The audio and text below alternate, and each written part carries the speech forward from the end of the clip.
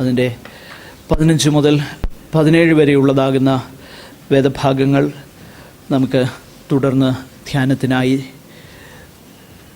ചിന്തിക്കാം. 15 മുതൽ 17 വരെയുള്ള വാക്യങ്ങൾ. ലോകത്തെയും ലോകത്തിലുള്ളതിനെയും സ്നേഹിക്കരുത്. ഒരുവൻ ലോകത്തെ സ്നേഹിക്കുന്നുവെങ്കിൽ അവനിൽ പിതാവിൻ്റെ സ്നേഹമില്ല. ജഡമോഹം, കൺമോഹം, ജീവനത്തിൻ്റെ പ്രതാപം, ഇങ്ങനെ ലോകത്തിലുള്ളതെല്ലാം പിതാവിൽ നിന്നല്ല, ലോകത്തിൽ നിന്നത്രേ ആകുന്നു. ലോകവും അതിൻ്റെ മോഹവും ഒഴിഞ്ഞു പോകുന്നു, ദൈവേഷ്ടം ചെയ്യുന്നവനോ എന്നേക്കും ഇരിക്കുന്നു. ഈ പകൽ സമയം തുടർന്ന് ഈ തിരുവചന ഭാഗം നമുക്ക് അല്പമായി ധ്യാനിക്കാം. കഴിഞ്ഞ ആഴ്ചയിൽ അതിൻ്റെ 12 മുതൽ 14 വരെയുള്ള വേദഭാഗമാണ് നമുക്ക് ചിന്തിപ്പാനായിട്ട് കഴിഞ്ഞത്. ക്രിസ്തീയ ജീവിതത്തിൽ വിവിധ ഘട്ടങ്ങൾ, സ്റ്റേജസ് ഉണ്ട് എന്നുള്ളത് ആ തിരുവചന ഭാഗത്ത് നിന്ന് നമുക്ക് മനസ്സിലാക്കുവാനിടയായി തീർന്നു. ക്രിസ്തീയ വളർച്ചയിലുള്ളതാകുന്ന ആ ഘട്ടങ്ങളെക്കുറിച്ച് നമുക്ക് ആ തിരുവചനത്തിൽ നിന്ന് ചിന്തിപ്പാൻ കഴിഞ്ഞു. ഈ 15 മുതൽ 17 വരെയുള്ളതാകുന്ന വേദഭാഗത്ത് സത്യത്തിൽ ആ ക്രിസ്തീയ ജീവിത വളർച്ചയ്ക്ക് തടസ്സമായി വരുന്ന ചില കാര്യങ്ങളെക്കുറിച്ചാണ് യോഹന്നാൻ അപ്പോസ്തലൻ പറയുന്നത്. അതിനെക്കുറിച്ച് അല്പമായിട്ട് നമുക്ക് ചിന്തിക്കാം. പ്രധാനമായിട്ട് ആ ഭാഗത്ത് നമ്മുടെ കർത്താവിനെ വെറുത്ത, കർത്താവിൻ്റെ ശിഷ്യന്മാരെ വെറുക്കുന്ന, ലോകത്തോടുള്ള ക്രിസ്തു ശിഷ്യൻ്റെ മനോഭാവം എന്തായിരിക്കണം, അല്ലെ എന്താണ് എന്നുള്ള കാര്യമാണ് ഇവിടെ നമ്മൾ വായിക്കുന്നത്. ലോകമെന്നുള്ളതാകുന്ന ആ പദപ്രയോഗം കൊണ്ട് എന്താണ് അർത്ഥമാക്കുന്നത് എന്നുള്ളത് നമുക്ക് തുടർന്ന് കാണുവാനായിട്ട് കഴിയും. നിശ്ചയമായിട്ടും ഒരു റിയൽ ഡേഞ്ചറിനെ കുറിച്ച്, യഥാർത്ഥത്തിലുള്ളതാകുന്ന ഒരു അപകടത്തെക്കുറിച്ചാണ് ഇവിടെ അപ്പോസ്തലനാകുന്ന യോഹന്നാൻ ദൈവജനത്തിന് മുന്നറിയിപ്പ് തരുന്നത്. അത് മറ്റൊന്നുമല്ല, ലോകസ്നേഹം എന്നുള്ള അപകടമാണ്. ആത്മീക വളർച്ചയിൽ ഏറ്റവും അതിന് തടസ്സമായി വരുന്ന ഒരു ഘടകം എന്നുള്ളത് ലോകസ്നേഹമാണ്. ലോകസ്നേഹം എന്താണെന്നുള്ളത് നമ്മൾ തിരിച്ചറിയണം. ലോകസ്നേഹം നമ്മിൽ കുറയണം, ലോകസ്നേഹം നമ്മിൽ ഇല്ലാതെയാകണം. അതാ ദൈവം നമ്മെക്കുറിച്ച് ആഗ്രഹിക്കുന്നത്. ഈ ലോകമെന്ന് പറഞ്ഞാൽ യോഹന്നാൻ അർത്ഥമാക്കുന്നത് എന്താണ് ഇവിടെ?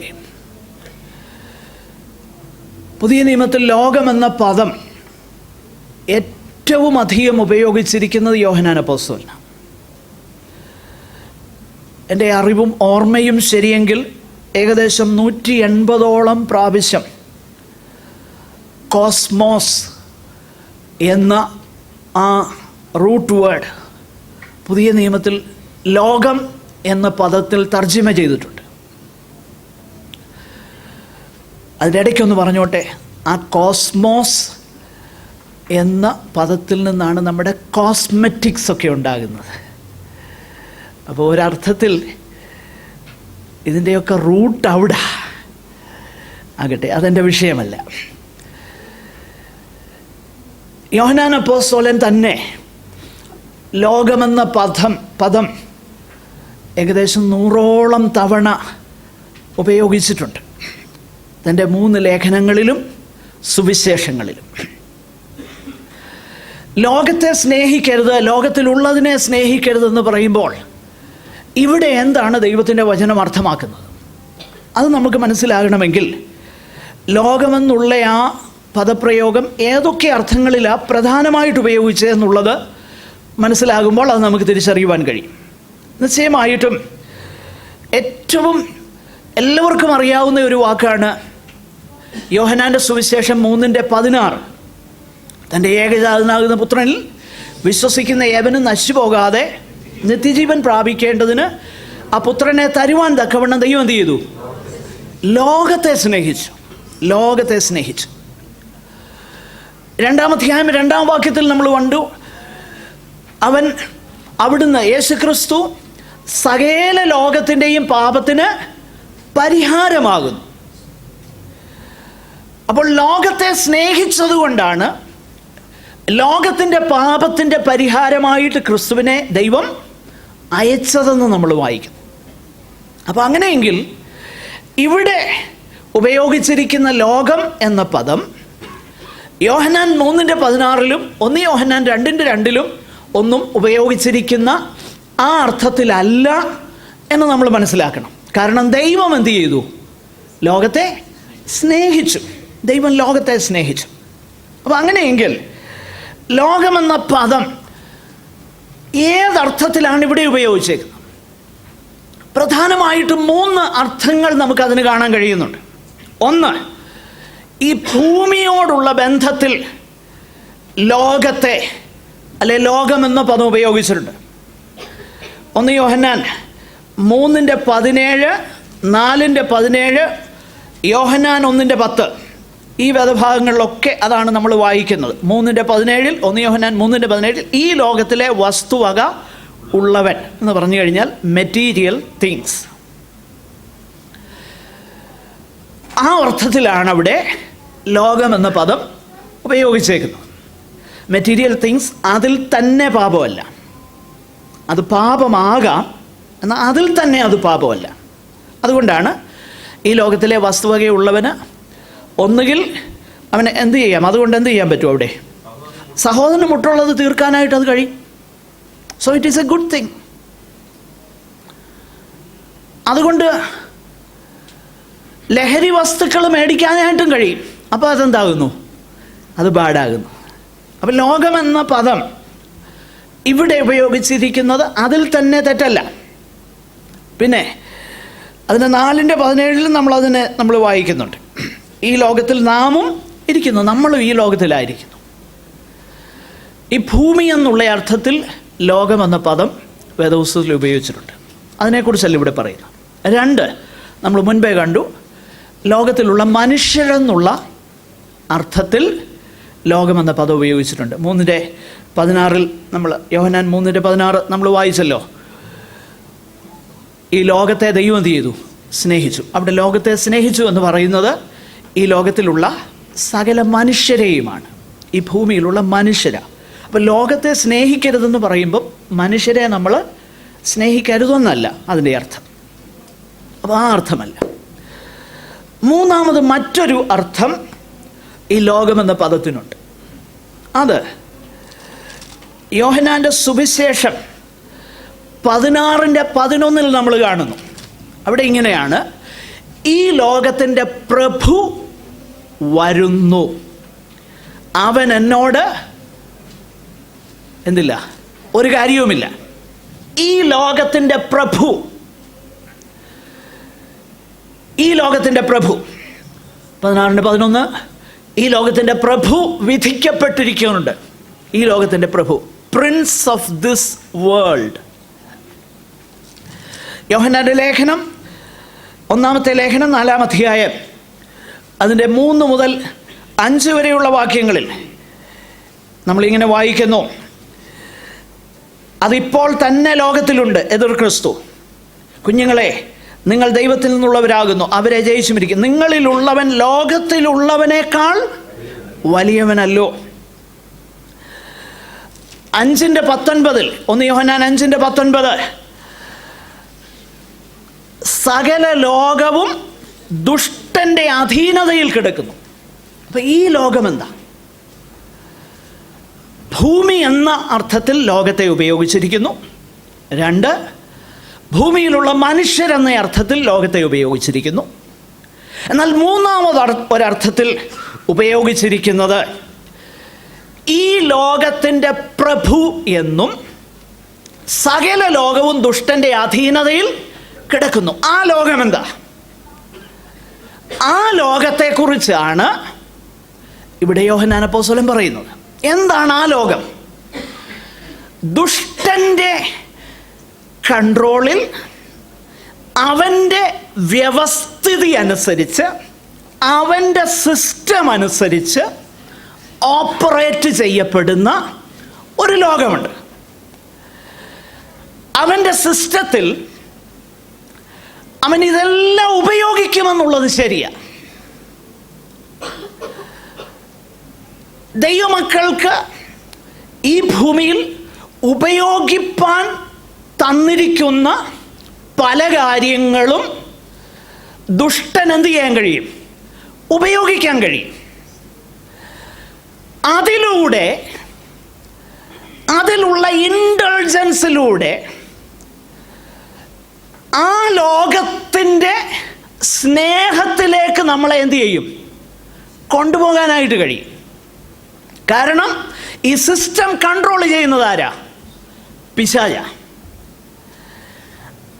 ആ ലോകത്തെ നമ്മൾ സ്നേഹിക്കുന്നു എങ്കിൽ നമ്മൾ എന്തില്ല? പിതാവിൻ്റെ സ്നേഹമില്ല. പ്രിയപ്പെട്ടവരെ, ലോകത്തോടുള്ള അനുരൂപതയല്ല നമുക്ക് ആവശ്യം, ഡിസ്റ്റിങ്റ്റീവ്നെസ് ആവശ്യം. ലോകത്തോട് ചേർന്ന് പോകുന്നതല്ല നമുക്ക് ആവശ്യം, ലോകത്തിൽ നിന്നും വ്യത്യസ്തരാകുന്നതാണ് നമുക്ക് ആവശ്യം.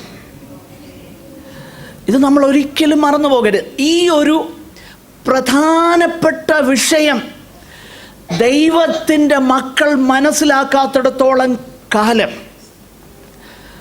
ഒരു പൊതുസമൂഹമെന്ന നിലയിൽ പെൻറ്റക്കോസ്റ്റലിസം ഒരു വലിയ അപകടത്തിലേക്ക് പോയിക്കൊണ്ടിരിക്കുക. അതെന്താണെന്ന് ഞാൻ പറയാം. ഒരു വലിയ അപകടത്തിലേക്ക് പോയിക്കൊണ്ടിരിക്കുക. ദുഷ്ടൻ്റെ അധീനതയിൽ കിടക്കുന്ന ആ ലോകത്തെ സ്നേഹിക്കുന്ന ഒത്തിരി പേര് നമ്മുടെ ഗതിയെ തിരിച്ചുവിടാനായിട്ട് അധ്യക്ഷ പദവിയിലോട്ടൊക്കെ വന്നുകൊണ്ടിരിക്കുക. ഞാനത് വ്യക്തമാക്കാം എന്താണ് ഞാൻ ഉദ്ദേശിക്കുന്നത്. അതൊരു വലിയ അപകടമാണ്. അപ്പം ലോകസ്നേഹം എന്താണെന്നുള്ളത് നമ്മൾ മനസ്സിലാക്കണം. നമ്മൾ ലോകത്തിൽ നിന്നും വേർതിരിക്കപ്പെട്ടവരാണെന്നുള്ള ചിന്ത നമ്മിലേക്ക് വരണം. ലോകത്തിൻ്റെ സ്റ്റാൻഡേർഡ് അല്ല നമ്മുടെ സ്റ്റാൻഡേർഡ്. ലോകത്തിൻ്റെ അളവുകോലല്ല നമ്മുടെ അളവുകോല്. അത് കർത്താവ് അവിടുത്തെ ഗിരിപ്രഭാഷണം എന്ന് നമ്മൾ വിളിക്കുന്ന മത്തായി സുവിശേഷം 5:6-7 വ്യക്തമാക്കിയിട്ടുണ്ട്. എന്നെക്കുറിച്ചുള്ള പല ആരോപണങ്ങളിൽ ഒരാരോപണം ലേറ്റ്ലി ഞാൻ കണ്ടത് ഇതാണ്: അങ്ങേര് പെന്തക്കോസ്തിലെ ഒരു കത്തോലിക്കനാ. ഇന്നലെ കണ്ടതാ. പിന്നെ വേറൊരു കാര്യം അദ്ദേഹം എഴുതി, എനിക്കത് ഭയങ്കര രസകരമായിട്ട് തോന്നി. അദ്ദേഹം പറഞ്ഞത്, യേശു കർത്താവ് ഒഴികെ വേറെ ആർക്കും ഇയാൾ പറയുന്നൊന്നും അനുസരിക്കാൻ പറ്റുന്ന കാര്യമാണ്. അതാണ് മനസ്സിലാക്കി, അതോർത്ത് സ്തോത്രം ചെയ്യുന്നത്. അതുണ്ടെങ്കിൽ കാര്യം ശരിയാവും. യേശു കർത്താവ് അനുസരിക്കുമെന്ന് കാലം സമ്മതിച്ചല്ലോ. അപ്പോൾ അനുസരിക്കേണ്ടതാണെന്ന് തിരിച്ചറിയാമല്ലോ. അപ്പം അങ്ങനെയാണെങ്കിൽ നമ്മളെ എന്തിനു വേണ്ടി വിളിച്ചതാ? ക്രിസ്തു നമുക്ക് എന്ത് വെച്ചേക്ക് പോയി നിൽക്കുന്നു?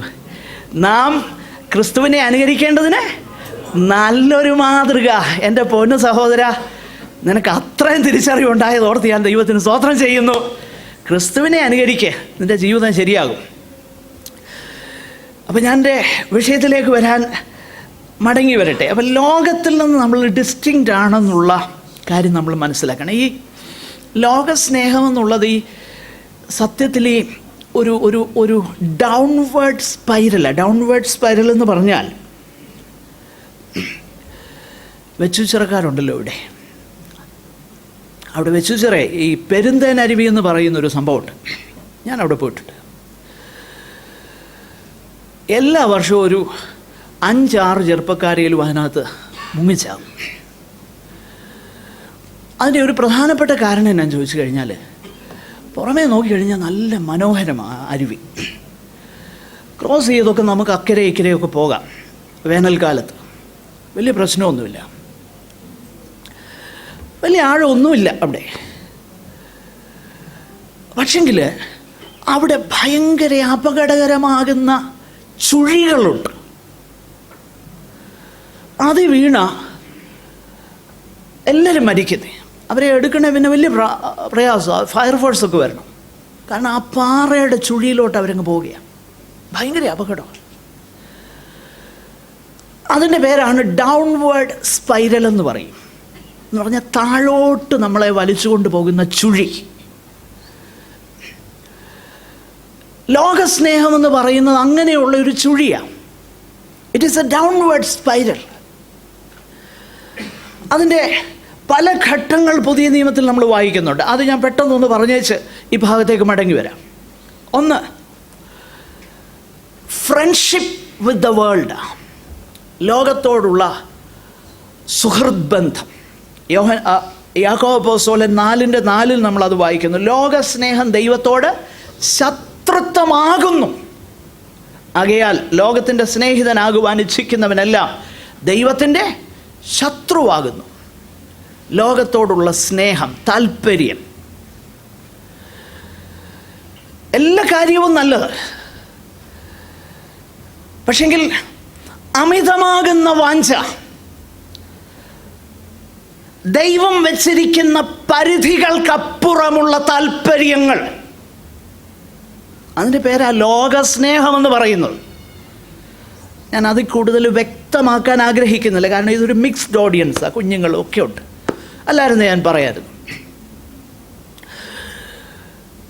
ദൈവം വെച്ചിരിക്കുന്ന പരിമിതികളും പരിധികളും അതിനുള്ളിൽ ഉള്ള ലെജിറ്റിമേറ്റ് ആയിട്ടുള്ള കാര്യങ്ങൾ നല്ലത് തന്നെയാണ്. എന്നാൽ അതിൻ്റെ പരിധി വിട്ടുപോയാൽ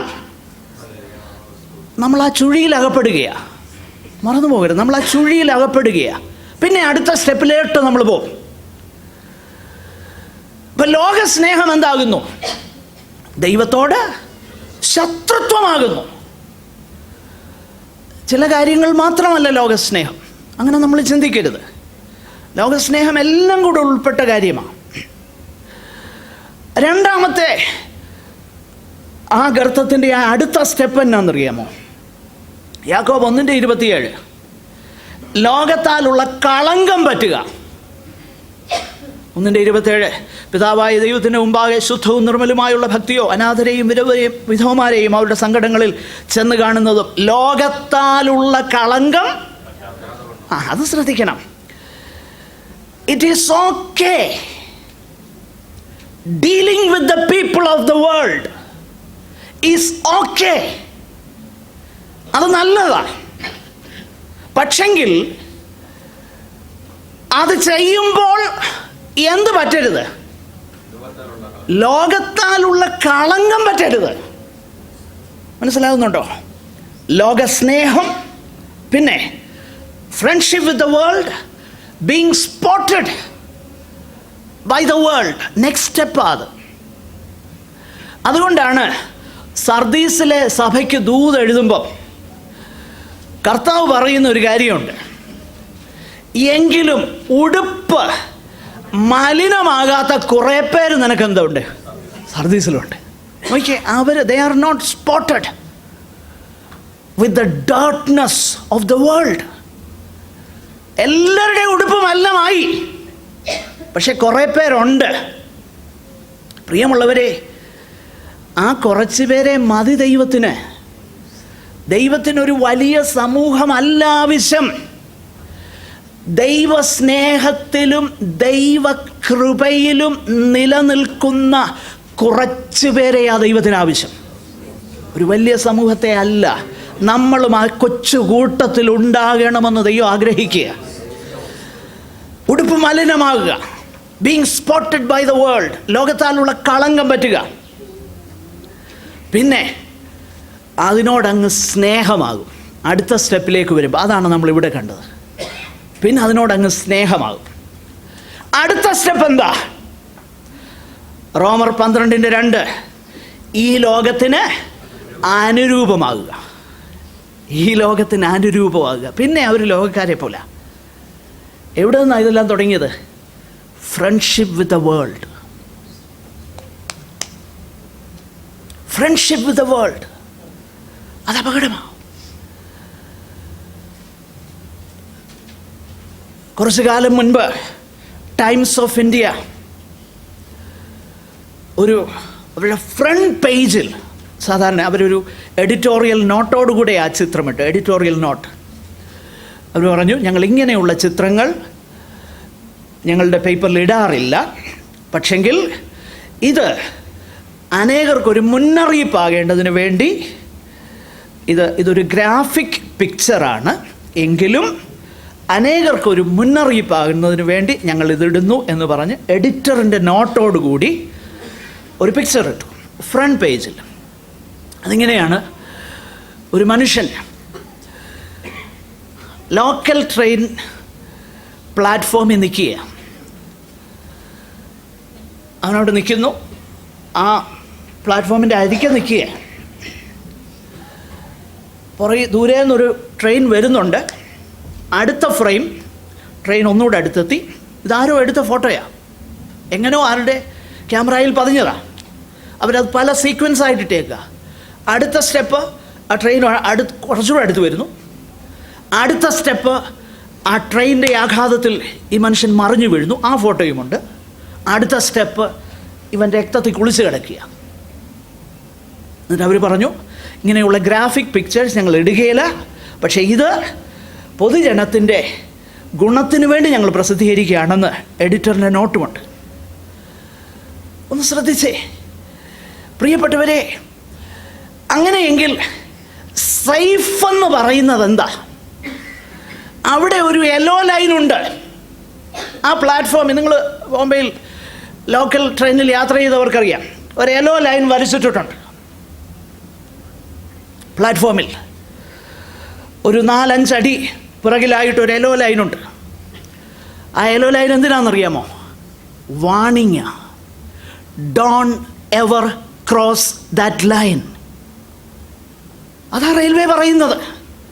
ആ ലൈൻ ക്രോസ് ചെയ്യരുത്. Keep as long away as you can. ആ ലൈൻ്റെ അപ്പുറത്തേക്ക് നിങ്ങൾ എന്ത് ചെയ്യണം? മാറി നിൽക്കണം. പ്രിയപ്പെട്ടവരെ, ഇതാ സത്യത്തിൽ ദൈവം നമ്മളോട് ആവശ്യപ്പെടുന്നത്.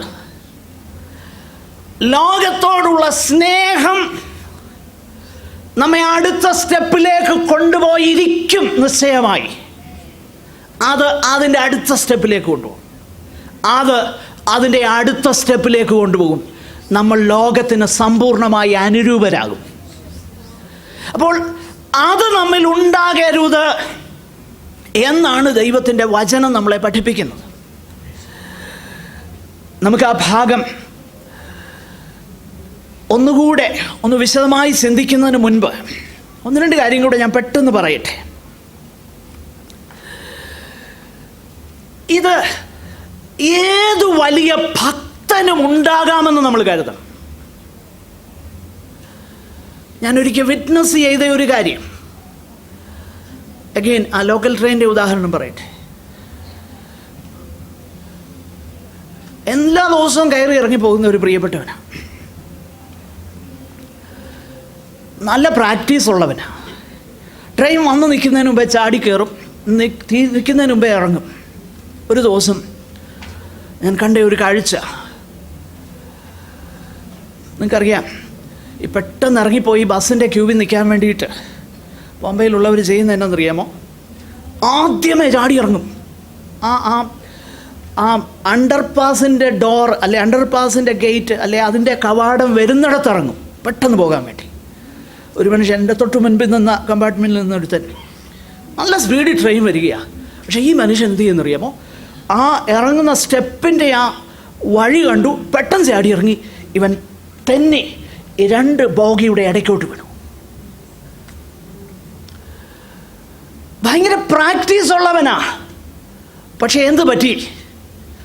മരണപ്പെട്ടു. അപ്പോൾ ഏതാത്മീകനും വരാവുന്ന ഒരു അപകടത്തെക്കുറിച്ചാണ് ഇവിടെ വിരൽ ചൂണ്ടുന്നത്. വരാൻ സാധ്യതയില്ലാത്തൊരു കാര്യത്തെക്കുറിച്ചല്ല. പ്രസംഗിക്കുന്ന എനിക്കും കേൾക്കുന്ന നിങ്ങൾക്കും സംഭവിക്കുവാൻ സാധ്യതയുള്ള ഒരു അപകടം. അതുകൊണ്ടാണ് പൗലോസ് അപ്പോസ്തലൻ തൻ്റെ അവസാനത്തെ ലേഖനം എഴുതുമ്പോൾ, തിമോത്തിയോസിൻ്റെ ലേഖനം എഴുതുമ്പോൾ, രണ്ടാമത്തെ ലേഖനം എഴുതുമ്പോൾ, അതിൻ്റെ 4:10 ഇങ്ങനെ ഒരു വാക്യമുണ്ട്. വായിക്കണ്ട ബ്രദറെ, ഞാൻ അങ്ങ് പറയാം. ആദ്യം താൻ പറഞ്ഞു, കർത്താവിൻ്റെ വരവിൽ ഞാൻ പ്രിയം വെച്ചേക്കുക. I love the appearing of the lord. Paul loves the appearing of the lord, but his own colleague loved the world. Paulose അപ്പോസ്തലൻ കർത്താവിൻ്റെ പ്രത്യക്ഷതയെ സ്നേഹിച്ചപ്പം, അതിൽ പ്രിയം വെച്ചപ്പം, കൂടെ നടന്ന ഒരാൾ എന്തിലാ ഇഷ്ടപ്പെട്ടെ? ഈ ലോകത്തെ സ്നേഹിച്ചു. He loved this present world and he departed from me. ഒന്നോർത്തേ, ഈ ലോകം, ദിസ് പ്രസന്റ് വേൾഡ്. ഞാൻ അതിൻ്റെ പ്രധാനപ്പെട്ട ചിന്തയിലേക്ക് വരാം. എന്നാൽ ഇത് വളരെ ആവശ്യമാണ്. ഇദ്ദേഹം ആരാണെന്നുള്ളത് നമ്മൾ മനസ്സിലാക്കണമെങ്കിൽ എത്ര അനുഗ്രഹിക്കപ്പെട്ടവനായിരുന്നു ഇദ്ദേഹം ഒരു കാലത്തെന്നുള്ളത് നമ്മൾ തിരിച്ചറിയണം. കൊലോസ് ലേഖനം 4-ാം അധ്യായം 14-ാം വാക്യത്തിലും ഫിലേമോൻ്റെ ലേഖനം 24-ാമത്തെ വാക്യത്തിലും, കൊലോസ്യർ 4:14 ഫിലേമോൻ്റെ ലേഖനം അതിൻ്റെ 24-ാമത്തെ വാക്യത്തിലും ഇദ്ദേഹത്തെക്കുറിച്ച് പറഞ്ഞിട്ടുണ്ട്. ലൂക്കോസിൻ്റെ ഒപ്പം ആ മിഷണറി ടീമിൽ പൗലോസിനോട് ചേർന്ന് പ്രവർത്തിച്ച ഒരു അനുഗ്രഹീതനാകുന്ന ശുശ്രൂഷകനായിരുന്നു ആര്? Demas. So it can happen to anybody. അതാ ഞാൻ പറഞ്ഞു വരുന്നത്. എത്ര വലിയ ഭക്തനും സംഭവിക്കാൻ സാധ്യതയുള്ള ഒന്നാണ്. ചിലർക്ക് വേണ്ടി മാത്രമുള്ളതല്ല, ആർക്കും സംഭവിക്കാം. He loved this present world and he departed from me. ഇതിനെക്കുറിച്ച് ഒരു ഭക്തനാകുന്ന മനുഷ്യൻ ചില നാളുകൾക്ക് മുൻപ് അദ്ദേഹം എവിടെയോ വായിച്ചു, അതിൻ്റെ സോഴ്സ് ഞാൻ ഓർക്കുന്നില്ല. അദ്ദേഹം അതിനെ വിശേഷിപ്പിച്ചേക്കുന്നത് ഇങ്ങനെയാണ്: ഡീമാസ് സിൻഡ്രം. അദ്ദേഹം പറയുന്ന ഈ സിൻഡ്രം ഇന്ന് സഭയിലുണ്ടെന്നാണ് അദ്ദേഹം പറയുന്നത്. അപ്പോൾ ഈ ഡീമാസ് സിൻഡ്രത്തിൻ്റെ, ഈ രോഗത്തിൻ്റെ ലക്ഷണങ്ങൾ എന്താണെന്നുള്ളത് നമ്മൾ മനസ്സിലാക്കണം. പ്രിയപ്പെട്ടവരെ, ലോകസ്നേഹമെന്നുള്ളത് it is a question of our heart. നമ്മുടെ ഹൃദയത്തിൻ്റെ അവസ്ഥയാണ്. പുറമേ ഉള്ള പ്രവർത്തനവും വാക്കുമൊക്കെ പിന്നെ വരുന്നതാണ്. അതുകൊണ്ടാണ് ഈ ലോകത്തിന് അനുരൂപമാകാതെ പിന്നെ പറയുന്നത് എന്താ? മനസ്സ് പുതുക്കി. അപ്പോൾ ലോകത്തിൻ്റെ അനുരൂപത ആദ്യം ആരംഭിക്കുന്നത് എവിടാ? മനസ്സിലാണ്. മനസ്സിനാണ് പുതുക്കം ആവശ്യമായിരിക്കുന്നത്. മനസ്സിനാണ് ട്രീറ്റ്മെൻറ്റ് ആവശ്യമായിരിക്കുന്നത്. പുറമേ നമുക്ക് ഒത്തിരി കാര്യം ചെയ്യാം, പുറമേ നമുക്ക് പ്രാർത്ഥിക്കാം, പാടാം, ഒത്തിരി സോക്കോൾഡ് സ്പിരിച്വൽ ആക്ടിവിറ്റീസിൽ നമ്മൾ ഇൻവോൾവ് ആണെന്ന് വരുത്തി തീർക്കാം, ഇതൊക്കെ ചെയ്യാം. പക്ഷെങ്കിൽ ലോകസ്നേഹം ബേസിക്കലി ഹൃദയത്തിലാണെന്നുള്ള സത്യം മറന്നു പോകരുത്. ഹൃദയത്തിലാണ് തുടങ്ങുന്നത്. അതുകൊണ്ടാണ് ഹൃദയത്തിൽ തന്നെയാണ് വ്യത്യാസമുണ്ടാകേണ്ടത്. അതുകൊണ്ടാണ് ഹൃദയത്തിന് രൂപാന്തരം വരേണ്ടത്. അതുകൊണ്ടാണ് വീണ്ടും ജനനത്തിങ്കൽ ഹൃദയത്തിലാണ് വ്യത്യാസം ആരംഭിക്കുന്നത്. ഹൃദയങ്ങളിലാണ് കർത്താവിൻ്റെ രക്തം തളിക്കപ്പെടുന്നത്. നമ്മൾ മറന്നു പോകരുത്. ഹൃദയത്തിലാണ് ഇതെല്ലാം ആരംഭിക്കുന്നത്. കർത്താവ് അത് വളരെ വ്യക്തമാക്കിയിട്ടുണ്ട്. അപ്പോൾ അവിടെയാണ് നമുക്കിത് ആവശ്യം. അതുകൊണ്ട് നമ്മൾ വളരെ ഭയത്തോടെ നമ്മുടെ ക്രിസ്തീയ ജീവിതം നയിക്കേണ്ടതായിട്ടിരിക്കുന്നു. ഇവിടെ പ്രധാനമായിട്ട് നമ്മൾ ഇന്ന് തുടർന്ന് നമ്മുടെ പരിമിതമാകുന്ന സമയത്തിനുള്ളിൽ ചിന്തിക്കാനായിട്ട് പോകുന്നത്, ഒന്നുകിൽ നമുക്ക് പിതാവിനെ സ്നേഹിക്കാം, ദൈവത്തെ സ്നേഹിക്കാം, അല്ലെ ലോകത്തെ സ്നേഹിക്കാം. രണ്ടിലേതെങ്കിലും ഒന്നേ പറ്റുള്ളൂ. രണ്ടാമത്തെ വിഷയം, ദൈവത്തോടുള്ള സ്നേഹം നമ്മൾ മെയിൻറ്റെയിൻ ചെയ്യേണ്ട ഒരു കാര്യമാണ്. ഏത് സ്നേഹബന്ധവും അങ്ങനെയാണ്, അല്ലേ? ഏത് സ്നേഹബന്ധവും അത് മെയിൻറ്റെയിൻ ചെയ്യുന്നില്ലെങ്കിൽ, അത് നമ്മൾ നിലനിർത്താനുള്ള താല്പര്യമില്ലെങ്കിൽ അതെന്ത് ചെയ്യുന്നില്ല, നിലനിൽക്കുന്നില്ല.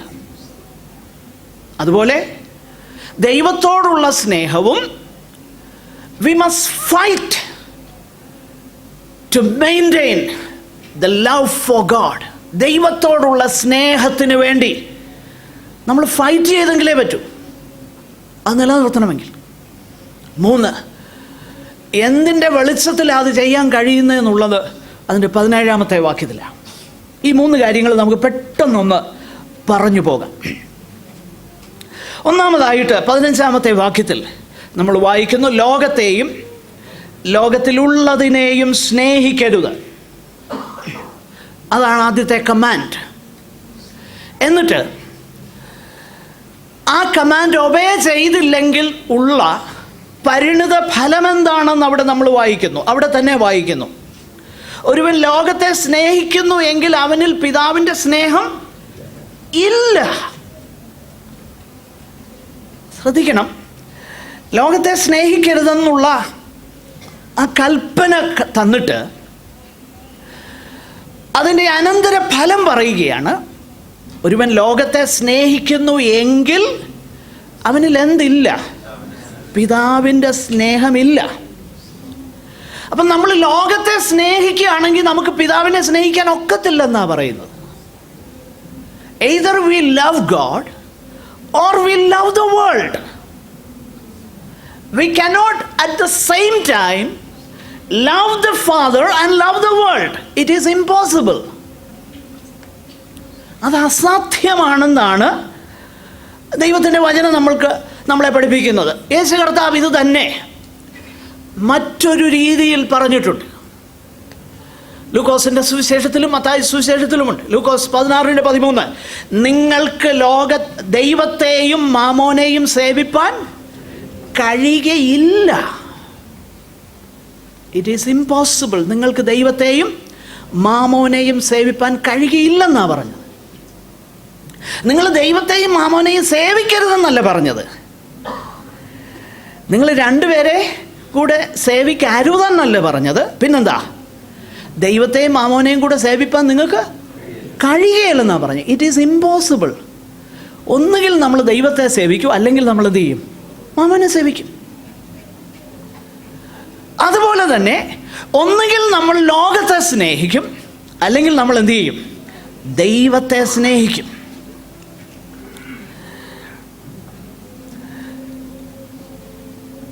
ഈ ദൈവത്തെ സ്നേഹിക്കുക എന്നുള്ളത് ലോകത്തെ സ്നേഹിക്കരുത് എന്നുള്ളതും ഒരു കണ്ടിന്യൂസ് ആയിട്ടുള്ള പ്രോസസ്സാണ്. നമ്മൾ ദൈവത്തെ സ്നേഹിക്കാനാണ് താല്പര്യമെങ്കിൽ നമ്മൾ ലോകസ്നേഹത്തിനെതിരെ മനഃപൂർവമായിട്ട് യുദ്ധം ചെയ്യണം, അല്ലാതെ കഴിയത്തില്ല. It is an ongoing battle. ഇതൊരു വലിയ യുദ്ധമാണ്, നമ്മൾ മനസ്സിലാക്കണം. ലോകത്തെ നമുക്ക് സ്നേഹിക്കാതിരിക്കണമെങ്കിൽ ഒരു വഴിയേ ഉള്ളൂ, അത് ദൈവത്തോടുള്ളതാകുന്ന സ്നേഹത്തിൽ നാം വർദ്ധിച്ചു വരുന്നതിനാലേ പറ്റുകയുള്ളൂ. ദൈവത്തോടുള്ള സ്നേഹത്തിൽ നമ്മൾ വർദ്ധിച്ചു വരുന്നതിനാൽ മാത്രമേ ലോകത്തെ സ്നേഹിക്കാതിരിക്കാൻ പറ്റുന്നുള്ളൂ, അല്ലാതെ പറ്റുകയില്ല. ലോകസ്നേഹം നമ്മിൽ വരുന്നുണ്ടെങ്കിൽ അന്നേരം മനസ്സിലാക്കണം ദൈവത്തോടുള്ള സ്നേഹം നമ്മിൽ കുറഞ്ഞെന്ന്.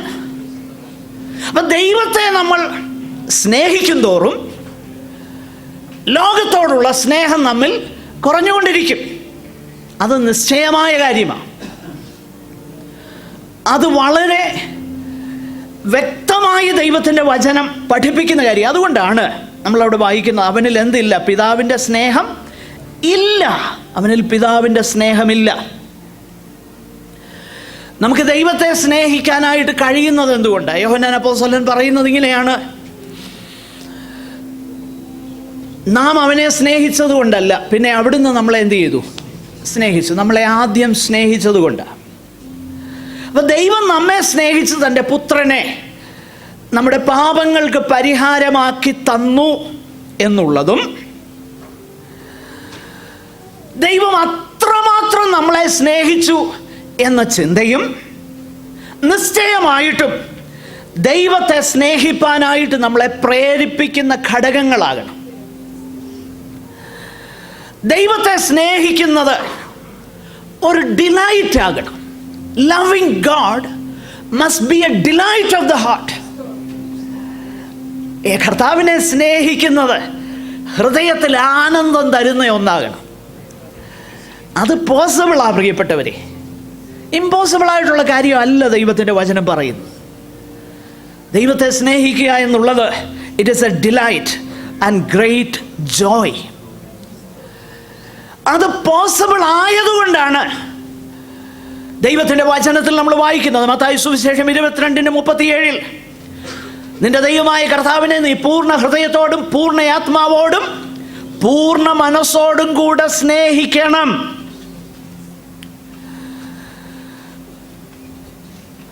ലോകത്തിൻ്റെ കാര്യങ്ങളിൽ, ലോകത്തിൻ്റെ ഇമ്പങ്ങളിൽ നമ്മുടെ ഹൃദയം ചായുന്നു എങ്കിൽ നമ്മൾ നമ്മോട് തന്നെ ചോദിക്കണം, do I really love the father? ഞാൻ ശരിക്കും പിതാവിനെ സ്നേഹിക്കുന്നുണ്ടോ? പ്രിയപ്പെട്ടവരെ, യോഹന്നാൻ ഇവിടെ നമ്മളെ ചലഞ്ച് ചെയ്യുന്നത് 2:15 ചൂസ് യുവർ ലവ്. രണ്ടിലേതെങ്കിലും ഒന്ന് തിരഞ്ഞെടുക്കുക. ഒന്നുകിൽ പിതാവിനെ സ്നേഹിക്കുക, അല്ലെങ്കിൽ ലോകത്തെ സ്നേഹിക്കുക. പിതാവിനെ സ്നേഹിക്കുന്നതിൻ്റെ ആരംഭം എവിടെ നിന്നാണെന്നറിയാമോ? കാൽവറിയിൽ നിന്നാണ്. നമ്മെ സംബന്ധിച്ചിടത്തോളം പിതാവ് നമ്മെ ഉലകസ്ഥാപനത്തിൻ്റെ മുൻപ് തന്നെ എന്ത് ചെയ്തു? സ്നേഹിച്ചു. അതുകൊണ്ടാണ് ഉലകസ്ഥാപനത്തിന് മുൻപേ ഉളവായ അൻപാൽ തിരഞ്ഞെടുത്തു അവിടുന്ന് നമ്മെ തിരുമുൻപിൽ വസിപ്പാൻ. ജീവിതത്തിൻ്റെ പല സന്ദർഭങ്ങളിൽ നമ്മളത് മറന്ന് ജീവിച്ചിട്ടുണ്ട്. എന്നാൽ ഒരു കാര്യം മനസ്സിലാക്കണം, നിത്യസ്നേഹം കൊണ്ട് കർത്താവ് നമ്മെ സ്നേഹിച്ചു. കാൽവറി ക്രൂശിൽ നിന്നാണ് നമ്മെ സംബന്ധിച്ചിടത്തോളം ആ സ്നേഹം ആരംഭിക്കുന്നത്.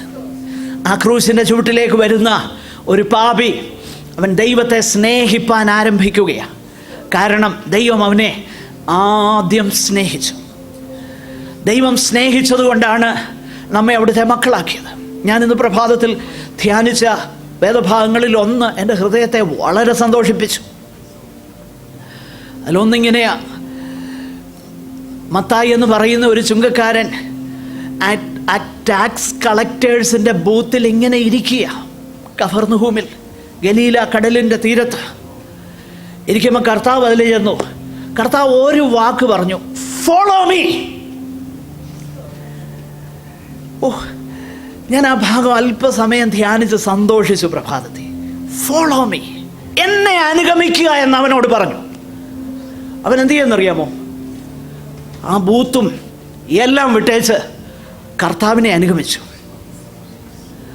അന്ത്രയോസിനെയും പത്രോസിനെയും കണ്ടു, യോഹന്നാനെ കണ്ടു. വല നന്നാക്കിക്കൊണ്ടിരിക്കുമ്പോൾ അവരോട് പറഞ്ഞു, ഫോളോ മീ. എത്ര പേരവിടെ ഉണ്ടായിരുന്നു ഒന്ന് ചിന്തിച്ചേ. എത്ര ആയിരക്കണക്കിന് പേരുണ്ടായിരുന്നു. കർത്താവിനെ തിക്കുകയായിരുന്നു ജനം.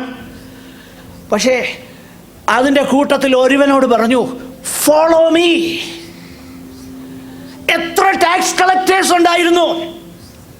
ലേവിയോട് പറഞ്ഞു, എന്നെ അനുഗമിക്കുക. പ്രിയപ്പെട്ടവരെ, മറന്നു പോകരുത്, ദൈവം നമ്മെ സ്നേഹിച്ചതുകൊണ്ട്, കർത്താവിൻ്റെ വിളി നമ്മുടെ ജീവിതത്തിലേക്ക് വന്നതുകൊണ്ടാണ് കർത്താവിനെ അനുഗമിപ്പാനുള്ള ഭാഗ്യം നമുക്ക് കിട്ടിയത്. ഈ സ്നേഹം നമ്മിലേക്ക് വന്നു. He loved us first. അവിടെ നമ്മൾ എന്ത് ചെയ്തു?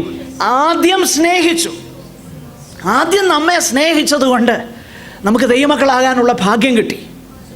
അതുകൊണ്ടാണ് നമ്മുടെയൊക്കെ സാഹചര്യങ്ങളിൽ, ഒരു പക്ഷേ ഇവിടെ ഇരിക്കുന്ന പലരുടെയും സാഹചര്യങ്ങൾ നോക്കിയാൽ നിങ്ങൾക്ക് കർത്താവിനെ അറിയാൻ ഒരു സാധ്യതയില്ലായിരുന്നു. സാഹചര്യങ്ങൾ നോക്കിയാൽ, എന്നാൽ ആ സാഹചര്യങ്ങളുടെ നടുവിൽ കർത്താവ് പറഞ്ഞു, എന്നെ അനുഗമിക്കുക. ആ ശബ്ദത്തിന് നിങ്ങളെ മാറ്റാനുള്ള കഴിവുണ്ടായിരുന്നു. ഹൃദയത്തിന് രൂപാന്തരം വരുത്താനുള്ള കഴിവ് ഫോളോ മീ. ജീവിതത്തിൻ്റെ പല സാഹചര്യങ്ങളിൽ ഈ ശബ്ദം കേട്ട് ഇറങ്ങി പുറപ്പെട്ടവനായ യഥാർത്ഥ ശിഷ്യൻ. അവന് ദൈവത്തെ സ്നേഹിക്കാനാണ് അവന് താല്പര്യം. It must be A delight. മാത്രമല്ല, ഇത് തുടർന്ന് കൊണ്ടുപോകാനായിട്ട് നമുക്ക് കഴിയണം. അവിടെ അത് തുടങ്ങിയെങ്കിലും ഇത് തുടർന്ന് കൊണ്ടുപോകാനായിട്ട് നമുക്ക് കഴിയണം. അങ്ങനെ തുടർന്ന് കൊണ്ടുപോകുന്നതിന് തടസ്സമായിട്ട് വരുന്ന 3 കാര്യങ്ങൾ ലോകസ്നേഹത്തിലുണ്ട്. അതാണ് 16-ാമത്തെ വാക്യത്തിൽ നമ്മൾ വായിക്കുന്നത്. ജഡമോഹം, കൺമോഹം, ജീവനത്തിൻ്റെ പ്രതാപം. പ്രിയപ്പെട്ടവരെ, പിതാവിൻ്റെ സ്നേഹത്തിൽ നിന്നും നമ്മെ അകറ്റുവാൻ ആകർഷക വസ്തുക്കളായി ലോകത്തിലുള്ള ലോകസ്നേഹം നമ്മിൽ ജനിപ്പിക്കത്തക്ക പവറുള്ള, ശക്തിയുള്ള 3 കാര്യങ്ങളാണ് ജഡമോഹം, കൺമോഹം, ജീവനത്തിൻ്റെ പ്രതാപം. അല്പം ഞാനത് വിശദീകരിക്കാം. എൻ്റെ സമയം തീരുകയാണ്, എങ്കിലും പെട്ടെന്ന് ഞാൻ മുൻപോട്ട് പോകട്ടെ. നമ്മൾ ഇതിന് ഈൽഡ് ചെയ്യുന്നെങ്കിൽ, അതിന് നമ്മളെ വശംവദരാക്കുന്നുവെങ്കിൽ, പിതാവിൻ്റെ സ്നേഹം മെയിൻറ്റെയിൻ ചെയ്യാൻ നമുക്ക് എന്ത് ചെയ്യില്ല, കഴിയുകയില്ല. ആദ്യം പറഞ്ഞു തിരഞ്ഞെടുത്തോ എന്ത് വേണമെന്ന്. ഒന്നീ പിതാവിൻ്റെ സ്നേഹം തിരഞ്ഞെടുക്കുക, അല്ലെ ലോകസ്നേഹം. രണ്ടും കൂടെ പറ്റുകയില്ല. രണ്ടാമത്തെ സ്റ്റെപ്പ്, പിതാവിൻ്റെ സ്നേഹം തിരഞ്ഞെടുത്തു കഴിഞ്ഞാൽ, once you choose to love God, maintain that love relationship. തുടക്കം മാത്രമല്ല, തുടർച്ചയും അവസാനവും പ്രാധാന്യമുള്ള വിഷയമാണ്. നല്ല തുടക്കം നല്ലത് തന്നെയാണ്. നന്നായിട്ട് തുടങ്ങിയേച്ച് തകർന്നു പോയ ഒത്തിരി പേരുണ്ട്. അതുകൊണ്ട് ആ ഭക്തനാകുന്ന ആ മനുഷ്യൻ പാടിയത്, എന്നിലും ഭക്തർ എന്നിലും ശക്തർ വീണു തകർന്നു ഈ പോർക്കളത്തിൽ. ദേമാസ് ഈ ലോകത്തെ സ്നേഹിച്ചിട്ട് എന്നെ വിട്ട് പോയി. എന്നാൽ ഈ മനുഷ്യൻ പറയുന്നത് കേൾക്കണേ, ഞാൻ നല്ല പോർ പൊരുതു, ഓട്ടം തികച്ചു. മരിക്കുന്നതിന് മുൻപേ പറയുക, I have finished my course, I ended well. നന്നായിട്ട് അവസാനിക്കാൻ കഴിയണം കേട്ടോ. തുടക്കം നല്ലത് തന്നെയാണ്. തുടക്കം പാരമ്പര്യങ്ങളിൽ നിന്നൊക്കെ വിട്ടു വന്നതാകാം, തുടക്കം വിഗ്രഹങ്ങളെ സേവിക്കുന്നതിൽ നിന്ന് വിട്ടു വന്നതാകാം, നല്ല കാര്യം, ഗുഡ്. പക്ഷേ നന്നായിട്ട് അവസാനിക്കണം. നന്നായിട്ട് അവസാനിക്കണമെങ്കിൽ ഇന്നുള്ള കർത്താവിനോടുള്ള ബന്ധം നന്നായിട്ട് പോകണം, എങ്കിലേ നന്നായിട്ട് അവസാനിക്കാൻ പറ്റൂ. കാരണം അടുത്ത നിമിഷം കണ്ണടയുമോ എന്ന് നമുക്കറിയത്തില്ലല്ലോ, നമുക്ക് സമയമില്ലല്ലോ. നമുക്കിപ്പോഴാ സമയം. ലോകമോഹം നമ്മിലേക്ക് വരുമ്പം അപ്പോൾ തന്നെ അത് ഡീൽ ചെയ്യുക, അപ്പോൾ തന്നെ അത് ഡീൽ ചെയ്യുക. ദൈവസന്നിധാനത്തിൽ അത് ഏറ്റുപറയുക, ദൈവസന്നിധാനത്തിൽ അത് കൺഫസ് ചെയ്യുക, അതിന്മേൽ ജയത്തിനായിട്ട് പ്രാർത്ഥിക്കുക. God will give us victory. ദൈവം വിജയം തരും, കർത്താവ് വിജയം തരും. കർത്താവിൻ്റെ കരം നമ്മോട് കൂടെയുണ്ട്. ഈ ലോകത്തിലുള്ളവനേക്കാളും വലിയവൻ നമ്മുടെ ഉള്ളിലുണ്ട്. ലോകത്തെ ജയിച്ച ജയമോ നിങ്ങളുടെ വിശ്വാസം തന്നെ. ആ കർത്താവിനെ ആശ്രയിക്കുന്നെങ്കിൽ ജയകരമായിട്ട് ജീവിക്കാൻ കഴിയും. So maintain that love for the father. ജഡമോഹവും കൺമോഹവും ജീവനത്തിൻ്റെ പ്രതാപവും. ഈ സ്നേഹം ആരംഭിക്കുന്നത് എവിടെ നിന്നാണെന്നറിയാമോ? ഇതുള്ളിലാണ്. ആദ്യം ഹൃദയത്തിലായത് തുടങ്ങുന്നേ, പിന്നീടാണത് പുറത്തേക്ക് വരുന്നത്. അങ്ങനെയെങ്കിൽ ഈ 3 കാര്യങ്ങളും തുടങ്ങുന്നത് ഉള്ളിൽ നിന്നാണ്. യേശു കർത്താവ് അത് വളരെ വ്യക്തമാക്കിയിട്ടുണ്ട്. ഇന്നതൊക്കെയാണ് മനുഷ്യനെ എന്താക്കുന്നത്, അശുദ്ധനാക്കുന്നത്. അവൻ്റെ ഉള്ളിൽ നിന്നാണ് ഇതെന്ത് ചെയ്യുന്നത്, വരുന്നത്. ഇത് നമ്മൾ തിരിച്ചറിയണം. അങ്ങനെയെങ്കിൽ ലോകസ്നേഹവും ആരംഭിക്കുന്നത് ഉള്ളിൽ നിന്ന് തന്നെയാണ്. നമ്മൾ ഈ ലോകത്തെ ലോകത്തെ സ്നേഹിക്കുകയാണെങ്കിൽ 3 പ്രധാനപ്പെട്ട ക്യാരക്ടറിസ്റ്റിക്സ്, 3 പ്രധാനപ്പെട്ട സ്വഭാവ വിശേഷണങ്ങൾ ആ വ്യക്തിയിലുണ്ടാകും. ലോകസ്നേഹമുള്ള വ്യക്തിയിൽ 3 പ്രധാനപ്പെട്ട സവിശേഷതകളുണ്ട്. ആ 3 കാര്യങ്ങളാണ്. 1, ലസ്റ്റ് ഓഫ് ദ ഫ്ലഷ്, ജഡമോഹം എന്ന് പറഞ്ഞാൽ പ്രീഒക്യുപ്പേഷൻ വിത്ത് ദ ഫിസിക്കൽ ഡിസയേഴ്സ്. അത് ചില കാര്യങ്ങൾ മാത്രമല്ല, എല്ലാം അതിനകത്ത് ഇൻക്ലൂഡഡാണ്. വിശപ്പ് നല്ലൊരു കാര്യമാണ്. വിശപ്പിന് ഭക്ഷണം കഴിക്കുന്നത് നല്ല കാര്യമാണ്. പക്ഷെ അമിത ഭക്ഷണമായാൽ അതിൻ്റെ പേരെന്നാന്നറിയോ? പാപം എന്നാ. ഉറക്കം നല്ലതാ, അതാവശ്യമാണ്. പക്ഷെ പകലും രാത്രിയിലും കിടന്ന് ഉറങ്ങിക്കഴിഞ്ഞാൽ അത് പാപമാണ്. സഭായുഗത്തിന് കൃത്യസമയത്ത് പോകേണ്ടതിന് പകരം വെള്ളിയാഴ്ച കിടന്ന് ഉറങ്ങിയാൽ ഉറക്കം പാപമാണ്. എന്നാ ഒരു സ്വോത്രമൊന്നുമില്ലാത്ത നിങ്ങളീ പലരും ആ പാപത്തിന്മേൽ ജയം പ്രാപിക്കുന്നത് ഓർത്ത് ഞാൻ ദൈവത്തിന് സ്തോത്രം ചെയ്യുക. പ്രിയപ്പെട്ടവരെ, ഞാൻ പറഞ്ഞു വരുന്നത് ജഡമോഹം. അപ്പം ലോകസ്നേഹം ആരംഭിക്കുന്നത് ഇങ്ങനെയുള്ള പല കാര്യങ്ങളിൽ കൂടെയാണ്. പിന്നെ കണ്ട് നമ്മെ ആകർഷിക്കുന്ന കാര്യങ്ങളൊക്കെ നമുക്ക് സ്വന്തമാക്കാനുള്ള താല്പര്യം, കൺമോഹം. ആദ്യത്തേത് 2 മോഹങ്ങളാണ്. ജഡമോഹം, വേണ്ടാത്തത്, ദൈവം അനുവദിക്കാത്തത് വേണമെന്നുള്ള താല്പര്യം. ദൈവം അനുവദിക്കാത്തത് വേണ്ടാന്ന് വെക്കാൻ നമുക്ക് കഴിയണം. ദൈവം ലെജിറ്റിമേറ്റ് ആയിട്ട് തന്നിരിക്കുന്നത് മാത്രം മതിയെന്ന് വെക്കണം. Why not? അതിൻ്റെ അപ്പുറത്തേക്ക് നമ്മൾ പോയാൽ അതിൻ്റെ പേരാണെന്ത്? ജഡമോഹം. അപ്പൊ ലോകത്തെ സ്നേഹിക്കുന്നതിൻ്റെ ഒരു ലക്ഷണം ജഡമോഹമാണ്. ദൈവത്തിന് ചില കാര്യങ്ങൾ എൻ്റെ ജീവിതത്തിൽ തരാൻ മനസ്സിലായിരിക്കാം. താങ്ക് യു ലോർഡ് എന്ന് പറയാൻ എനിക്ക് കഴിയണം. അത്രമാത്രം ദൈവസ്നേഹം എന്നിലുണ്ടാകണം. മനസ്സിലാവുന്നുണ്ടോ?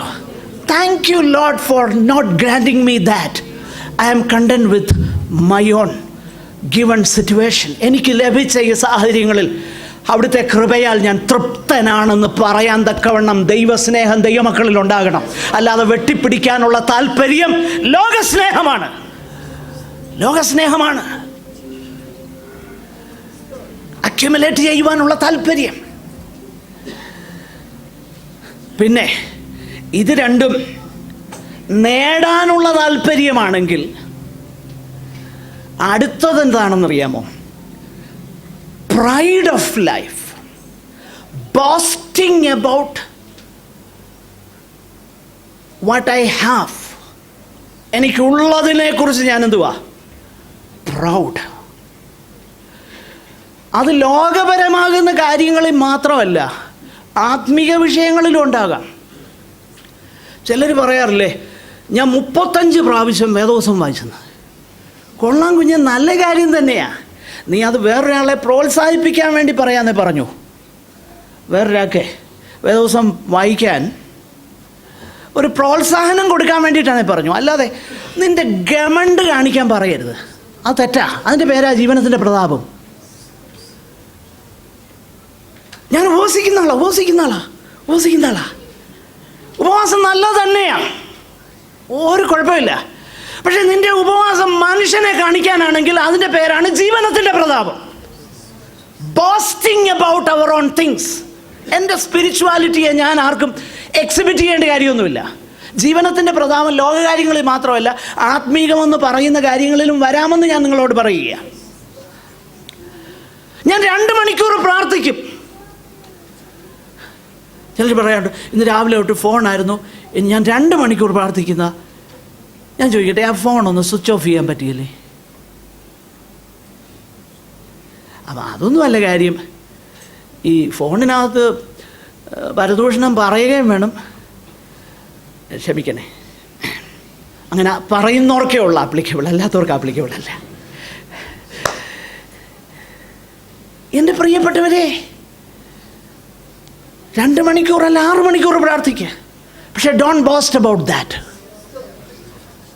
അതിനെക്കുറിച്ച് പുകഴാനുള്ള കാര്യമല്ല, ജീവനത്തിൻ്റെ പ്രതാപം എന്നാണ് നമ്മൾ വായിക്കുന്നത്. അപ്പോൾ ആത്മീക വിഷയമെന്ന് പറയുന്നതിനകത്ത് നമുക്ക് എന്തുണ്ടാകാം? ജീവനത്തിൻ്റെ പ്രതാപം. Boasting about what we have. ഈ 3 ടെംപ്റ്റേഷൻസാണ് ഏദൻ തോട്ടത്തിൽ സംഭവിച്ചത്. നമ്മുടെ കർത്താവിനോടുള്ള പരീക്ഷണങ്ങളിലും ഇത് 3 സംഭവിച്ചത്. ഞാൻ പെട്ടെന്നൊന്ന് പറയാം. ഒന്നാമത്തെ മനുഷ്യനാകുന്ന ആദാമും അവൻ്റെ ഭാര്യയും ഫേസ് ചെയ്ത് ഈ 3 ടെംപ്റ്റേഷനാണ്. ഉൽപ്പത്തി 3:6 ആ വൃക്ഷഫലം തിന്മാൻ നല്ലത് എന്ന് സ്ത്രീ കണ്ടു. നല്ലതാ, ഇറ്റ് ഈസ് ഗുഡ്. എനിക്കതുണ്ടായിരുന്നേ, നല്ലതായിരുന്നു. പ്രിയപ്പെട്ടവരെ, ഒരു എയിം വെച്ചിട്ട് അതിനു വേണ്ടി ലെജിറ്റിമേറ്റ്ലി അധ്വാനിക്കുന്നതോ ഈ കാര്യങ്ങളൊന്നും അതിൽ തന്നെ തെറ്റല്ല. പക്ഷേ നിൻ്റെ ആത്മീക ജീവിതത്തെ അത് തടസ്സപ്പെടുത്തുന്നെങ്കിൽ അത് പാപം. അത് ഞാൻ പറയാം. ഞാനൊരു കാര്യം പറയാം. അതുണ്ടായിരുന്ന എനിക്ക് നല്ലതായിരുന്നു. ഹവ്വ അതാണ്, ആ വൃക്ഷഫലം തിന്മാൻ നല്ലതെന്ന് സ്ത്രീ കണ്ടു. അപ്പോൾ ആദ്യം അവൾ എന്ത് ചെയ്തു? അത് കണ്ടു. സാത്താൻ വന്ന് ഇതങ്ങോട്ട് ഇട്ട് കൊടുത്തപ്പോഴേ, കൊള്ളാമല്ലോ, നല്ല കാര്യമാണ് എന്ന് ചിന്തിച്ച്. 2, കാണാൻ ഭംഗിയുള്ളത്, കൺമോഹം. കാണാൻ എന്താ ഭംഗി? ആദ്യം നോക്കിയപ്പോൾ കൊള്ളാം. പിന്നെ എന്നോ ഭംഗിയാ. 3, ജ്ഞാനം പ്രാപിപ്പാൻ കാമ്യം. ജീവനത്തിൻ്റെ പ്രതാപം. ബോസ്റ്റ് ചെയ്യാൻ പറ്റിയ സംഭവമാണ്. അവിടെ മനുഷ്യൻ പരാജയപ്പെട്ടു. എന്നാൽ ഒടുക്കത്തെ ആദാം വന്നപ്പോൾ ഈ 3 കാര്യങ്ങൾ കൊണ്ട് പിശാച് അങ്ങോട്ട് വന്നു. ആദ്യത്തെ മനുഷ്യനെ പരാജയപ്പെടുത്തിയ അതേ പരീക്ഷണങ്ങളും കൊണ്ട് പിശാച് വന്നു. ആദ്യം എന്നാ പറഞ്ഞേ? കല്ല് അപ്പമാക്കിക്കോ, ജഡമോഹം. 2, ലോകത്തിൻ്റെ സകല മഹത്വം കർത്താവിനെ എന്ത് ചെയ്തു? കാണിച്ചു, കൺമോഹം. 3, നീ ദൈവപുത്രനാണെങ്കിൽ വലിയൊരു അത്ഭുതം ചെയ്യും, മോളിൽ നിന്ന് ഇങ്ങോട്ട് ചാടിക്കൂ, ജീവനത്തിൻ്റെ പ്രതാപം. കർത്താവ് എന്ത് ചെയ്തു? അതിന് 3 ജയിച്ചു. ഇത് 3 ജയിച്ചു. അങ്ങനെയെങ്കിൽ ഈ 3 നമ്മൾ ഈൽഡ് ചെയ്യേണ്ട കാര്യമില്ല. നമുക്കവയെ ജയിക്കാനായിട്ട് കഴിയും എന്ന് ദൈവപുത്രൻ തെളിയിച്ചു. ആ ദൈവപുത്രന് കഴിഞ്ഞെങ്കിൽ എനിക്കും നിങ്ങൾക്കും കഴിയും ദൈവത്തിൻ്റെ പരിശുദ്ധാത്മാവിനാൽ. കാര്യങ്ങൾ അക്യുമുലേറ്റ് ചെയ്യുന്നതല്ല വിഷയം, കാര്യങ്ങളുള്ളതല്ല വിഷയം. നമുക്ക് മറ്റുള്ളവരെ പോലെ കാര്യങ്ങളില്ലായിരിക്കാം, നോ പ്രോബ്ലം. നമ്മൾ കർത്താവിനെ സ്നേഹിക്കുന്നുണ്ടെങ്കിൽ അത് മതി. പ്രിയപ്പെട്ടവരെ, നമ്മുടെ പിതാക്കന്മാരൊന്നും ഈ വലിയ കാര്യങ്ങളൊന്നും കൊണ്ടല്ല ഇറങ്ങിപ്പുറപ്പെട്ടവർ. അവർക്കുള്ളിൻ്റെ ഉള്ളിൽ ദൈവത്തോടുള്ള സ്നേഹമായിരുന്നു അവരുടെ കൈമുതൽ. മറന്നു പോകരുത്. ദൈവസ്നേഹമായിരുന്നു വലുത്. അതുകൊണ്ടാണ് പല കാര്യങ്ങളും അവർ വേണ്ടാന്ന് വെച്ചത്. ഇന്ന് നമ്മൾ നേടാനുള്ളതാകുന്ന താല്പര്യമാണ്. നേടാനുള്ള താല്പര്യം ലോകസ്നേഹത്തിൻ്റെ ലക്ഷണമാണ്. എന്നാൽ ദൈവത്തെ സ്നേഹിക്കുന്നെങ്കിൽ നേടാനല്ല, ദൈവം നടത്തുന്ന വഴികളിൽ തൃപ്തരായിട്ട് സന്തോഷത്തോടെ ദൈവത്തിന് സ്തോത്രം ചെയ്യുന്ന ഒരുവന് ദൈവസ്നേഹം അവനിൽ വാസ്തവമായിട്ടുണ്ട്. ഇതൊരിക്കലും മറന്നു പോകരുത്. എൻ്റെ അവസാന ഭാഗത്തേക്ക് വരട്ടെ. പ്രിയപ്പെട്ടവരെ, ഞാൻ എൻ്റെ വാക്കുകളെ അവസാനിപ്പിക്കാനായിട്ട് താല്പര്യപ്പെടുക. അങ്ങനെ ഈ ജഡമോഹവും കൺമോഹവും ജീവനത്തിൻ്റെ പ്രതാപത്തിനും നമ്മൾ ഈൽഡ് ചെയ്യുന്നെങ്കിൽ, നമ്മൾ അതിനുവേണ്ടി നമ്മളെ വശംവദരാക്കുന്നെങ്കിൽ പിതാവിനോടുള്ള സ്നേഹം നിലനിർത്താൻ നമുക്ക് കഴിയത്തില്ല എന്നാണ് യോഹന്നാൻ അപ്പോസ്തലൻ പറയുന്നത്. എന്നാൽ പിതാവിനോടുള്ള സ്നേഹം എങ്ങനെ നമുക്ക് നിലനിർത്താൻ കഴിയും? അതിന് ഏറ്റവും നല്ല മാർഗം 17-ാമത്തെ വാക്യം. അതിങ്ങനെയാണ്: ലോകവും അതിൻ്റെ മോഹവും ഒഴിഞ്ഞു പോകുന്നു, ദൈവേഷ്ടം ചെയ്യുന്നവനോ എന്നേക്കും ഇരിക്കുന്നു. എന്ന് പറഞ്ഞാൽ നിത്യതയിൽ നമ്മുടെ ദൃഷ്ടി വെച്ചുകൊണ്ട് പിതാവിൻ്റെ ഇഷ്ടം ചെയ്യുന്നതിലൂടെയാണ് നമ്മൾ ദൈവസ്നേഹം നമ്മിൽ നിലനിർത്തുന്നത്. എങ്ങനെയാണ്? നിത്യതയിൽ ദൃഷ്ടി വെച്ചിട്ട് പിതാവിൻ്റെ ഇഷ്ടം ചെയ്യുന്നതിലൂടെയാണ് നമുക്ക് ദൈവസ്നേഹം നിലനിർത്താൻ കഴിയുന്നത്. അല്ലാതെ പറ്റുകയില്ല. സത്യത്തിൽ ഈ 17-ാം വാക്യമാണ് അതിൻ്റെ പ്രധാനപ്പെട്ട ചിന്ത. അവിടെ നമ്മൾ വായിക്കുന്നത് ലോകവും അതിൻ്റെ മോഹവും ഒഴിഞ്ഞു പോകും. പ്രിയപ്പെട്ടവരെ, ദൈവത്തിൻ്റെ ഇഷ്ടം ചെയ്യുന്നതുമായിട്ട് കമ്പയർ ചെയ്താൽ ലോകത്തിൻ്റെ ഒരു കാര്യവും അതിൻ്റെ അടുത്ത് വെക്കാൻ പറ്റുന്നതല്ല എന്ന തിരിച്ചറിവാണ് നമുക്ക് വേണ്ടത്. ഈ ലോകത്തിലെ ധനമോ, ഈ ലോകത്തിലെ മറ്റു കാര്യങ്ങളോ, ഈ ലോകത്തിലെ സ്ഥാനങ്ങളോ, ഈ ലോകത്തിലെ വസ്തുവകകളോ, ഇതൊന്നും തന്നെ നിത്യതയോടുള്ള ബന്ധത്തിൽ വലിയ കാര്യമല്ല. കാരണം ഈ ലോകം അതിൻ്റെ സകല മോഹത്തോടും കൂടെ ഒഴിഞ്ഞു പോകുകയാണ്. ഇത് നമ്മൾ തിരിച്ചറിയണം. എന്നാൽ ദൈവ ഇഷ്ടം ചെയ്യുന്നവനോ എന്നേക്കും ഇരിക്കുന്നു, എന്നേക്കും ഇരിക്കുന്നു. പ്രിയപ്പെട്ടവരെ, ലോകത്തിൻ്റെ കാര്യങ്ങൾ വലിയതായിട്ട് നമുക്ക് തോന്നും. അതതിൻ്റെ പ്രശ്നം. ഈ ജഡമോഹത്തിൻ്റെയും കൺമോഹത്തിൻ്റെയും ജീവനത്തിൻ്റെ പ്രതാപം എന്നൊക്കെ പറഞ്ഞാലേ, ഇപ്പോൾ ഈ പ്രസംഗിക്കുമ്പോൾ എളുപ്പമാണെങ്കിലും പ്രായോഗിക ജീവിതത്തിൽ വരുമ്പോൾ ഇത് അത്ര എളുപ്പമൊന്നുമല്ല. കാരണം അത് ഭയങ്കര അട്രാക്റ്റീവാണ്, ഭയങ്കര അട്രാക്റ്റീവാണ്. നിത്യതയെക്കുറിച്ചുള്ള ചിന്ത ഉള്ളിൻ്റെ ഉള്ളിൽ സ്ഥിരമായി ഉണ്ടാകാത്തിടത്തോളം കാലം ദൈവത്തോടുള്ള സ്നേഹം മെയിൻറ്റെയിൻ ചെയ്യുവാൻ നമുക്ക് കഴിയുന്നതല്ല. നമ്മൾ നിശ്ചയമായിട്ടും നിത്യതയുടെ ഘനത്വം നമ്മൾ മനസ്സിലാക്കണം. അതാണ് പൗലോസ് പറഞ്ഞത്, നൊടി നേരത്തേക്കുള്ള ഞങ്ങളുടെ ലഘുവായ കഷ്ടം അത്യന്ത തേജസ്സിൻ്റെ നിത്യ ഘനം ഞങ്ങൾക്ക് ലഭിപ്പാൻ ഹേതുവാകുന്നു. പ്രിയമുള്ളവരെ, നമ്മൾ ഒരു ചിന്തയൂടെ പറഞ്ഞ് ഞാൻ അവസാനിപ്പിക്കാം. നമുക്ക് ലോകസ്നേഹം നമ്മിലുണ്ടോ ഇല്ലയോ എന്നുള്ളത് നമ്മളെ ഒന്ന് അളക്കാനുള്ള ഒരു ക്രിസ്തു ഭക്തൻ അതിനെക്കുറിച്ച് പറഞ്ഞത് ഇങ്ങനെയാണ്: ഏറ്റവും അധികമായിട്ട് നമ്മൾ താല്പര്യത്തോടെ അന്വേഷിക്കുന്നത് എന്താ? ലോകത്തിൻ്റെ ധനവും മാനവും അങ്ങനെയുള്ള കാര്യങ്ങളാണോ, അതോ ദൈവത്തിൻ്റെ അപ്രൂവലാണോ? അതാണോ നമ്മൾ താല്പര്യത്തോടെ നമ്മൾ ചെയ്യുന്ന ഏത് കാര്യത്തിൽ? ഈ കാര്യത്തിൽ കർത്താവേ, ഇതിനകത്ത് എനിക്ക് അങ്ങയുടെ അപ്രൂവലാണോ വലിയ കാര്യം, അതോ ഈ ചെയ്യുന്നതിലൂടെ എനിക്ക് ഇവിടെ ചില ലാഭങ്ങൾ ഉണ്ടാക്കുന്നതാണോ വലുത്? തമ്മിൽ വലിയ താല്പര്യം ഏതാ? താല്പര്യം ലോകത്തിൻ്റെ മോഹവും ലോകത്തിൻ്റെ ധനവും ലോകത്തിൻ്റെ അപ്രൂവലുമാണ് നമുക്ക് വലിയ കാര്യമെങ്കിൽ അതിൻ്റെ അർത്ഥം ലോകസ്നേഹമാണ് നമ്മിലെന്നാ. ക്രിസ്തീയ ജീവിതത്തെ എല്ലാവരും ഉപയോഗിക്കുന്നത് എന്തിനാ? ഈ ലോകത്തിൽ കുറേ സക്സസ് ഒക്കെ കിട്ടാനാ. പ്രിയപ്പെട്ടവരെ, അങ്ങനെയാണെന്നുണ്ടെങ്കിൽ ദ മോസ്റ്റ് ഫെയിലിയർ എന്ന് പറയുന്ന കർത്താവാണ്. ഒന്നും സക്സീഡ് ചെയ്തില്ല. കാരണം ഒടുവിൽ ക്രൂശിൽ പെട്ട് കഴിഞ്ഞപ്പം എന്നായിരുന്നു ഉണ്ടായിരുന്നേ? ഒന്നുമില്ലായിരുന്നു. കൂടെ ഉണ്ടായിരുന്നതോടുകൂടെ എന്ത് ചെയ്തു? ഓടിപ്പോയി. അട്ടർ ഫെയിലിയറായിരുന്നു ലോകത്തിൻ്റെ ദൃഷ്ടിയിൽ, അട്ടർ ഫെയിലിയറായിരുന്നു. അതുകൊണ്ടാണ് കോട്ടയത്ത് ഒരു വിദ്വാൻ പറഞ്ഞ് അത് പ്രസംഗിക്കേണ്ട കാര്യമേ ഇല്ല, കാരണം അതെന്നാ ഫെയിലിയറാണ്. എന്നാൽ ക്രൂശിൻ്റെ വചനം നശിച്ചു പോകുന്ന നിനക്ക് ഭോഷത്വമാണ്, അതിൽ അതിശയിക്കാനൊന്നുമില്ല. അവരെയൊക്കെ വലിയ ആൾക്കാരായിട്ട് കരുതുന്നവരൊക്കെ നമ്മുടെ ഉണ്ടെന്നുള്ളത് എനിക്കറിയാം കേട്ടോ. പക്ഷേ നിങ്ങൾ അവരുടെ പുറകെ പോയാൽ ഭോഷത്വമാ, ലോകവും അതിൻ്റെ മോഹവും ഒഴിഞ്ഞു പോകുന്നു. ദൈവേഷ്ടം ചെയ്യുന്നവനോ എന്നേക്കും ഇരിക്കുന്നു. 2, ഏത് കാര്യമാണ് നമുക്ക് ഏറ്റവും വലിയ അട്രാക്ഷൻ, ആകർഷണം?